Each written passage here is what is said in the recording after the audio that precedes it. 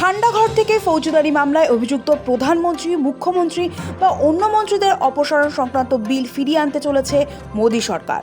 সম্ভবত সংসদের বাদল অধিবেশনেই ওই বিল নতুন করে এবং কিছুটা সংশোধন করে পেশ করবে সরকার পক্ষ। আপাতত বিলটি পাঠানো হয়েছে যৌথ সংসদীয় কমিটিতে সংশোধনের জন্য। গুরুতর অপরাধে 1 মাস জেলে থাকলেই হারাতে হবে মন্ত্রীর পদ। রেহাই পাবেন না দেশের প্রধানমন্ত্রী বা কোনো রাজ্যের মুখ্যমন্ত্রী কেউই। গত বছরে এই সংক্রান্ত সংবিধানের 130তম সংশোধনী বিল সংসদে পেশ করেছিলেন কেন্দ্রীয় স্বরাষ্ট্রমন্ত্রী অমিত শাহ।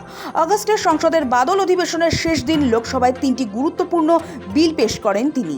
কেন্দ্রশাসিত অঞ্চল প্রশাসন সংশোধনী বিল 2025, সংবিধান 130তম সংশোধনী বিল 2025 এবং জম্মু ও काश्मीर पुनर्विन्यास संशोधनी बिल 2025।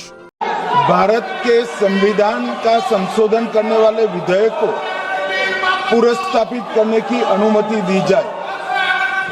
महोदय, मैं प्रस्ताव करता हूं कि जम्मू कश्मीर पुनर्गठन अधिनियम 2019 का संशोधन करने वाले विधेयक को पुनर्स्थापित करने की अनुमति दी जाए। এই বিলগুলি মূলত সংবিধান সংশোধনের লক্ষ্যে আনা। গুরুতর অপরাধের সঙ্গে জড়িত কোনো মন্ত্রী বা প্রধানমন্ত্রী বা মুখ্যমন্ত্রী নিজের পদের জন্য সাংবিধানিক রক্ষা কবচ না পান সেটাই নিশ্চিত করতে ওই বিলগুলি আনা হয়। এবার সেই বিল বাদল অধিবেশনে পাশ হতে পারে বলে খবর। জানা গিয়েছে 17 জুলাই এই বিলের রিপোর্ট গ্রহণ করতে চলেছে যৌথ সংসদীয় কমিটি। প্রস্তাবিত ওই বিলে বলা হয়েছে, প্রধানমন্ত্রী, কেন্দ্রীয় মন্ত্রী বা কোনো রাজ্যের মুখ্যমন্ত্রী এবং মন্ত্রীপদে আসীন অবস্থায় কেউ যদি গুরুতর অপরাধে 30 দিনের বেশি জেলে থাকেন তাহলে তাকে পদ থেকে অপসারণ করা হবে। কংগ্রেস সহ গোটা বিরোধী শিবির বিলটির বিরোধিতা করেছে। ইন্ডিয়া জোটের বক্তব্য, এটা আসলে বিরোধীদের নির্বাচিত সরকার ফেলে দেওয়ার ষড়যন্ত্র।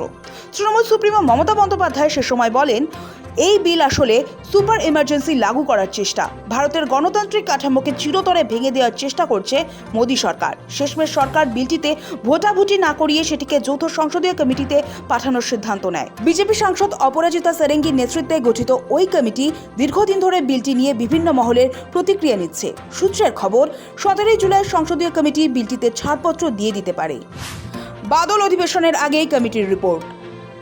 সূত্রের খবর, রিপোর্টে বিতর্কিত সেই ধারাটি বহাল থাকতে পারে যেখানে বলা হয়েছে 5 বছরের কারাদণ্ড হতে পারে এমন গুরুতর অপরাধে অভিযুক্ত হয়ে কোনো প্রধানমন্ত্রী, মুখ্যমন্ত্রী বা মন্ত্রী টানা 30 দিন বিচার বিভাগীয় হেফাজতে থাকলে তাকে পদ থেকে সরিয়ে দেওয়া যেতে পারে। তবে আইন যাতে রাজনৈতিক প্রতিহিংসার হাতিয়ার না হয় সে বিষয়ে সতর্কতামূলক সুপারিশও রিপোর্টে থাকতে পারে। 20 জুলাই শুরু হচ্ছে বাদল অধিবেশন। সেই অধিবেশনে বিলটি আলোচনা ও পাশের জন্য তোলা হতে পারে বলে আলোচনা শোনা যাচ্ছে। কি কারণে এই বিল?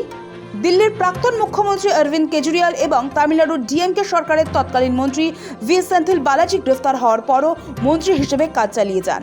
এরপরই গত বছর বাদল অধিবেশনে এই সংবিধান সংশোধনী বিল নিয়ে আসে সরকার। কেন্দ্রীয় স্বরাষ্ট্রমন্ত্রী অমিত শাহ এই বিলটি লোকসভায় পেশ করেন। সেই সময় বিরোধীদের একাত্তা বিক্ষোভে তখন যৌথ সংসদীয় কমিটিতে বিবেচনার জন্য এই বিল পাঠাতে হয়। বিলটি খতিয়ে দেখার জন্য বিজেপি সাংসদ অপরাজিতা ষড়ঙ্গীর নেতৃত্বে 31 সদস্যের একটি যৌথ সংসদীয় কমিটি গঠন করা হয়। যদিও যৌথ সংসদীয় কমিটিতে যোগ দেয়নি তৃণমূল, সমাজবাদী পার্টি, কংগ্রেস ও ডিএমকে। মজার কথা হলো, আসাদুদ্দিন ওয়েসি, সুপ্রিয়া সুলেদের মতো প্রথম সারির বিরোধী মুখ এই কমিটির সদস্য। যদিও ভোটাভুটিতে শাসক শিবিরের সাংসদরাই এগিয়ে, ফলে ওয়েসি, সুপ্রিয়াদের মতামত গুরুত্ব পাবে না। তবে তারা ডিসেন্ট নোট জমা দিতে পারেন। সব মিলিয়ে ছাড়পত্র পেলেই 20 জুলাই থেকে শুরু হতে চলা বাদল অধিবেশনে ওই বিল নতুন করে পেশ করতে পারেন খোদ স্বরাষ্ট্রমন্ত্রী অমিত শাহ।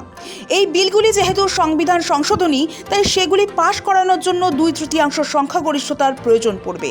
প্রশ্ন উঠছে, তৃণমূল বা শিবসেনা থেকে সাংসদ ভাঙানো কি এ কারণেই?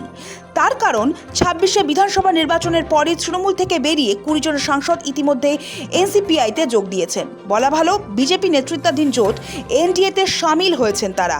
এদিকে ইন্ডিয়া জোট থেকে ডিএমকে দূরত্ব তৈরি হয়েছে, যা সংসদীয় রাজনীতিতে সুবিধা করে দিয়েছে বিজেপিরই। সেক্ষেত্রে লোকসভায় এই বিল পাশ করাতে প্রয়োজনীয় 2/3 সমর্থন সরকার জোগাড় করতে পারবে কিনা সেদিকেই নজর থাকবে।